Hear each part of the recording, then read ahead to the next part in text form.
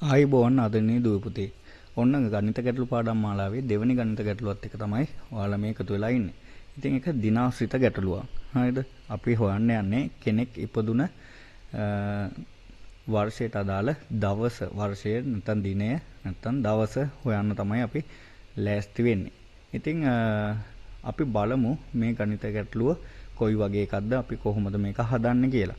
ඉතින් වීඩියෝ එකට යන්න කලින් මගේ channel එක subscribe කරන්න, ඊට එහා පැත්තේ තියෙන bell icon එකත් click කරලා තියාගන්න. අපි බලමු එහෙනම් ගණිත ගැටලුව මොකක්ද කියලා. අපිට ගාන දෙනවා පුතේ, සඳුන් උපත ලැබුවේ එක්තරා වර්ෂයක ආරම්භක දවසේදීය. ඔහුගේ මිතුරා වන උපුල් උපත ලැබුවේ එම වසරේම අවසාන දවසේය. උපුල් උපත ලැබුවේ බදාදා දවසක නම් සඳුන් උපත ලැබූ දවස විය නොහැක්කේ කවදාද කියලා තමයි අපෙන් අහන්නේ. ආයෙත් බලමු අපි ගාන. සඳුන් උපත ලැබුවේ එක්තරා වර්ෂයක ආරම්භක දවසේදීය.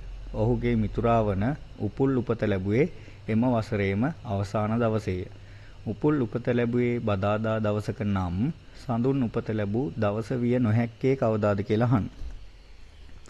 එතකොට අපිට උත්තර විදිහට දීලා තියෙනවා පළවෙනි එක අඟහරුවාදා, දෙවෙනි එක බදාදා, තුන්වෙනි එක බ්‍රහස්පතින්දා.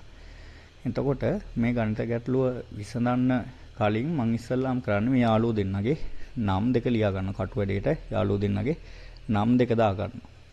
ඊට පස්සේ පුතේ මම මේකේ වර්ෂයක ආරම්භක දවසයි අවසානයයි කියලා දාගන්න. ඒ කියන්නේ උපුල් උපත ලැබුවේ වර්ෂයේ අවසානනේ, සඳුන් උපත ලැබුවේ වර්ෂයේ මුල නැත්නම් ආරම්භක. එහෙනම් මම අන්න විදිහට දාගන්නවා.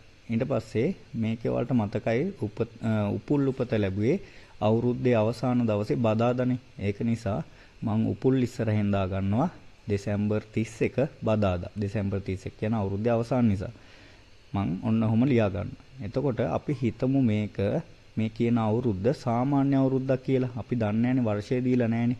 ඒක නිසා අපි හිතමු මේක සාමාන්‍ය අවුරුද්දක්. උදාහරණයක් විදිහට 2023 අවුරුද්ද කියලා හිතමුකෝ. එතකොට අපි දෙයක් දන්නවා, වර්ෂයක සාමාන්‍ය වර්ෂයක ආරම්භක දවසයි අවසාන දවසයි ඒ වගේම තමයි මැද දවසත් මේ සියල්ලම එකම දවස වෙන්න ඕනේ. එතකොට මම දෙසැම්බර් 31 බදාදා නම් මම දා ගන්නවා ජනවාරි 1 වෙනිදාත් බදාදා කියලා. ඒ වගේම තමයි වර්ෂයේ මැද මම මේක අමතර එකක් මේ කියන්නේ. එතකොට වර්ෂයේ මැද නැත්තම් ජූලි 2 වෙනිදාත් බදාදා වෙන්න ඕනේ. පැහැදිලිද? එතකොට මෙන්න සාමාන්‍ය අවුරුද්දක වෙන සිද්ධිය. හරිද? මේක තමයි දිනාශ්‍රිත ගැටළු වල මේ වගේ ගානක සාමාන්‍ය අවුරුද්දක ආරම්භක දවස සහ අවසාන දවස අපි බලා ගන්න. හරි. අපි දැන් බලමු අධික අවුරුද්දකදී මේක කොහොමද වෙනස් වෙන්නේ කියලා. මම ආයෙත් දා ගන්නවා දෙසැම්බර් 31 බදාදා කියලා උපුල්ට ඉස්සරහින්. එතකොට අපි බලමු දැන් අධික අවුරුද්ද. සාමාන්‍යයෙන් 2024 කියන්නේ අධික අවුරුද්ද. එතකොට දෙසැම්බර් 31 බදාදා දවසක් වෙනවා නම් ජනවාරි 1 වෙනිදා ඊට කලින් දවස වෙන්න ඕනේ. කියන්නේ බදාදාට කලින් දවස වෙන්න ඕනේ. එතකොට මම ජනවාරි 1 වෙනිදාට දාගන්නේ අඟහරුවාදා කියලා. එතකොට මේ ගානේ අහලා තිබ්බේ ඔයාලට මතකද?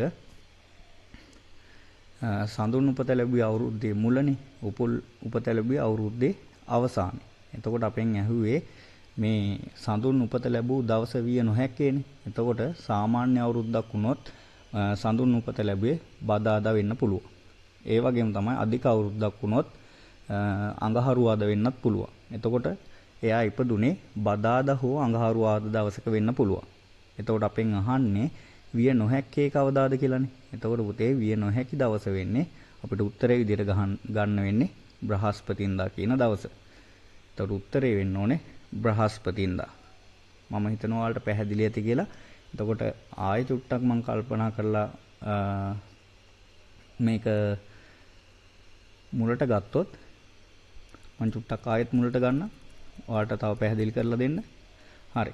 ඉස්සෙල්ලාම කරන්න ඕනේ මේ ගානේ යාළුවෝ දෙන්නගේ නම් දාගත් එකනේ. මේ දෙන්න සඳුන්, අනිත් කෙනා උපුල්. එතකොට අපි දන්නවා මේ වගේ ගානකදී වර්ෂයක ආරම්භය සහ මුල අපි දා ගන්න ඕනේ. එතකොට ආරම්භක දවසේ තමයි ඉපදුනේ සඳුන්, අවසාන දවසේ තමයි උපුල් ඉපදුනේ. එතකොට මේකේ උපුල් ඉපදුන දවස දීලා තිබ්බා බදාදා දවසක් කියලා. අවුරුද්දේ අවසාන. එතකොට අවුරුද්දේ අවසාන දෙසැම්බර් 31නේ. එතකොට මම දා ගන්නවා දෙසැම්බර් 31 බදාදා කියලා. එතකොට අපි දන්නවා අවුරුදු වල සාමාන්‍ය අවුරුදු තියෙනවා, අධික අවුරුදු තියෙනවා. ඔය දෙක විතරනේ තියෙන්නේ. එතකොට අපි හිතමු සාමාන්‍ය අවුරුද්දක් කියලා. සාමාන්‍ය අවුරුද්දකට උදාහරණයක් 2023. එතකොට සාමාන්‍ය අවුරුද්දක නම් මුල මැද අග සියලුම ඒවා එකම දවසක් වෙන්න ඕනේ. එතකොට දෙසැම්බර් 31 බදාදා නම් ජනවාරි 1 වෙනිදාත් බදාදා වෙන්න ඕනේ. ඒ වගේම තමයි ජූලි 2 වෙනිදාත් බදාදා වෙන්න ඕනේ. ජූලි 2 කියන්නේ වර්ෂයේ මැද. එතකොට මේකට අනුව සඳුන් බදාදා දවසක ඉපදෙන්න පුළුවන්. ඒ කියන්නේ සාමාන්‍ය අවුරුද්දක් වුණොත් සඳුන් ඉපදෙන්නේ බදාදා දවසක. අපි දැන් බලමු අධික අවුරුද්දක් වුණොත් සඳුන් ඉපදෙන්න පුළුවන් දවස මොකක්ද කියලා. එතකොට පුතේ මම ආයෙත් දා ගන්නවා දෙසැම්බර් 31 බදාදා කියලා. එතකොට මේක අධික අවුරුද්දක් කියලා හිතුවොත් උදාහරණයක් විදිහට 2024 අවුරුද්ද කියලා හිතුවොත් එහෙම දෙසැම්බර් 31 බදාදා නම් අධික අවුරුද්දක් වෙනකොට ජනවාරි 1 වෙනිදා ඊට කලින් දවස වෙන්න ඕනේ. කියන්නේ බදාදාට කලින් දවස. ඒ කියන්නේ ජනවාරි 1 වෙනිදා අඟහරුවාදා වෙන්න ඕනේ.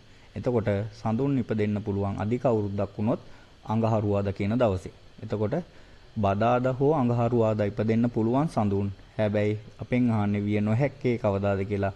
එනවා විය නොහැකි දවස වෙන්නේ අනිවාර්යයෙන්ම බ්‍රහස්පතින්දා. එතකොට මම හිතනවා ඔයාලට මේක අනිවාර්යෙන් දැන් පැහැදිලි ඇති කියලා.